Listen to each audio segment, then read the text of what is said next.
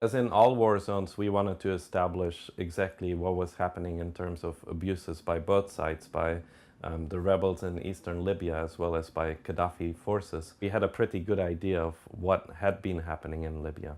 And one of the recurring stories that we heard about was about this execution which had happened in the eastern city of Benghazi all the way back in 1984, where a show trial had taken place and then a group of men had been hung in public. There was a man named Idris who used to come to our hotel every day. He was a very successful businessman in the city of Benghazi. And he had a packet of prints, black and white prints. I was with a photographer called Tim Hetherington, who later died in Misrata 2 weeks later. And we realized that they were prints of Gaddafi that had been used for various propaganda reasons. And he said that he had gone into the headquarters of one of the security services while the building was being ransacked and being burned, and had removed as much as possible documents and videos and negatives and prints. What he had come to show us was just a tiny fragment of what he had collected.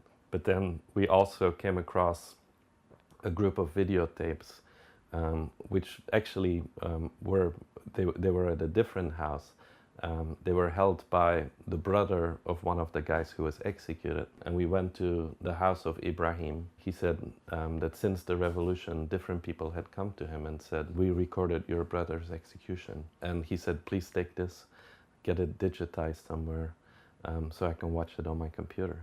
I just want to make sure that they end up in the right hands and that I get them back, because I've never seen the videotape of my brother being executed."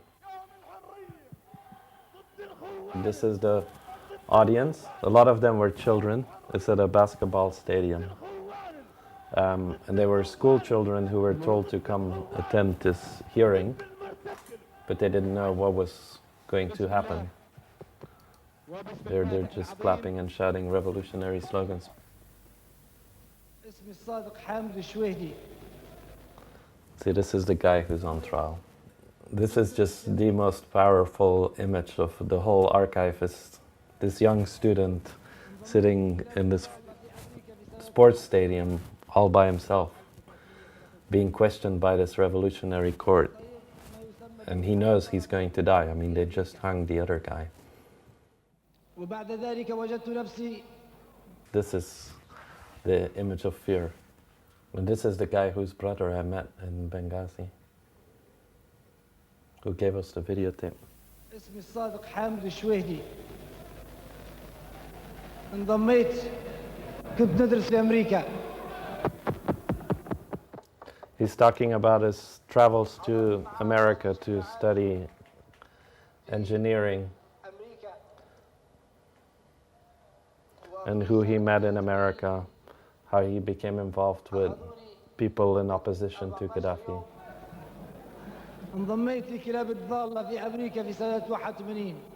They can show this at university courses if people want to know what a forced confession looks like.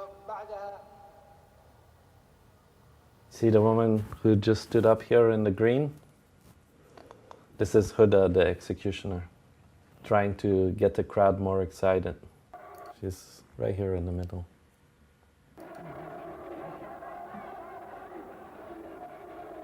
Really enjoying herself. She was a minister in Gaddafi's government, and she was a minister of sports and youth. And she fled Benghazi during the revolution. Her house was completely burned. It's one of the first things the protesters went to do, is to destroy her house. And she's now in Tripoli. So now they're reading out the sentence. They're sentencing him to death. بقصد البدء في الأعمال الإرهابية السابق الإشارة إليها التي أقرها المؤتمر بالإعدام شنقا حتى الموت.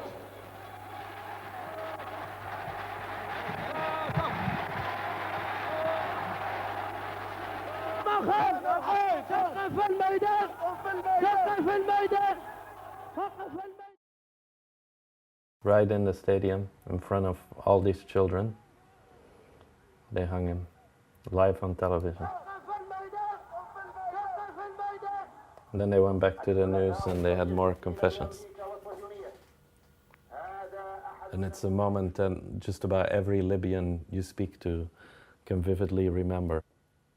This is all the film, and you can see what kind of condition.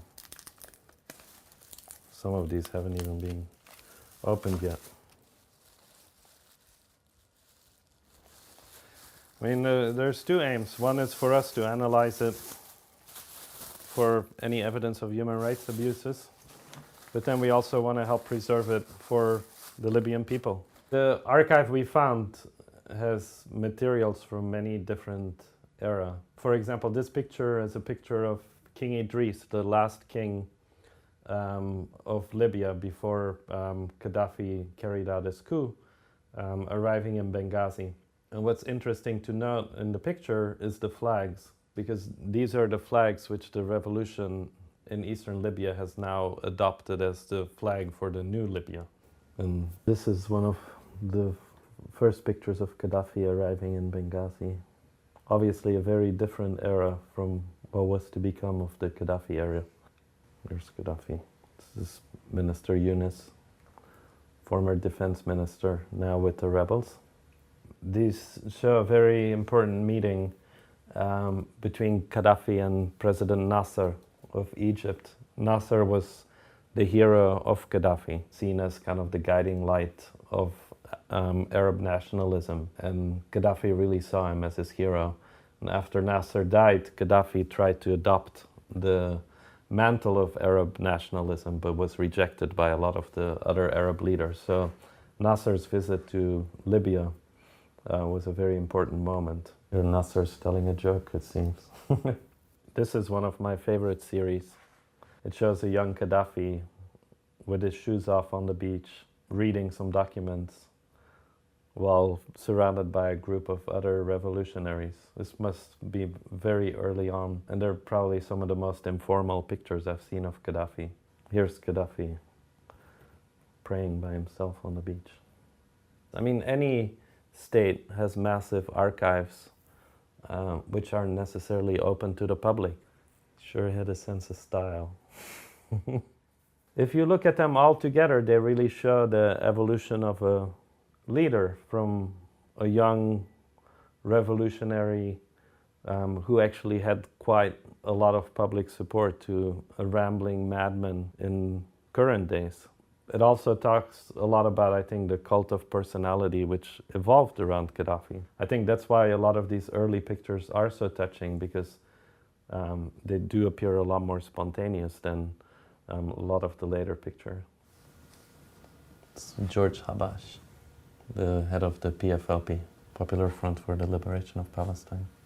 You know, you never know what you're going to find on these rolls, and suddenly we just came across these pictures of a hanging in the harbor in Benghazi. So we're still trying to figure out what this was actually about.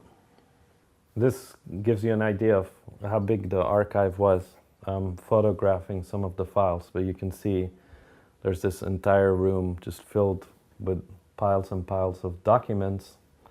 You know, most of what was collected were files, but they included some very interesting historical documents, such as these intelligence files from the Italian and the British occupation periods. I think it captures some very important moments in Libyan history, including the time of King Idris, and Gaddafi and his glory days, and then the trials.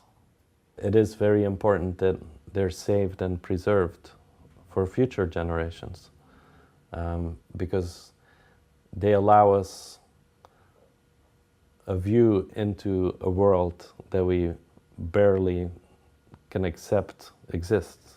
And I mean, this is just from one place in Benghazi, and even there most of the files were burned.